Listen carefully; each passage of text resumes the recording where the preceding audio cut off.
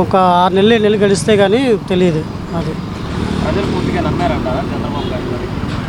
అంటే చంద్రబాబు గారు నమ్మలేదు అనుకుంటున్నాను నేను. అంటే అక్కడ ఓటింగ్లో ఏదో తేడా జరిగింది, అందుకని అన్న ఓడిపోయాడని నేను అనుకుంటున్నా. నా ఉపయోగం. జగన్ గారు కూడా ఈవీఎం ట్యాంపరింగ్ జరిగింది అందుకే ఓడిపోయాము లేదా ఎక్కువ మెజారిటీ వచ్చింది. అవును వచ్చేది. ప్రజల్లో ఇంత వ్యతిరేకత వచ్చింది అందుకే జగన్ గారు ఓడిపోయారు. అదేం కాదండి, ప్రజాస్వామ్యాన్ని దుర్వినియోగం చేశారని. అదేం కాదు, అన్ని రోమర్లు అంతే. జగనన్నకి ప్రజల్లో ఏమీ లేదు. ప్రజల్లో మంచి ఒపీనియనే ఉంది జగన్ గారి మీద. ఇవన్నీ రోమర్లు. సంక్షేమ పథకాలు అందరికీ అందజేసాము, ఇట్లా ఓడిపోవడం బాధాకరం అని చెప్పి కూడా జగన్ గారు అన్నారు. అవును, ఓడిపోవడం బాధాకరమే అందరికీ. కాకపోతే ఈవీఎంలో తేడా జరగడం వల్ల అలా జరిగింది.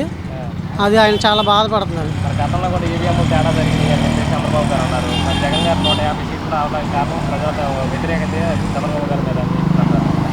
అది అది వాళ్ళ ఒపీనియన్ అన్న, అంతేగాని ప్రజలు మాత్రం ఎవరిని మోసం చేయరన్న.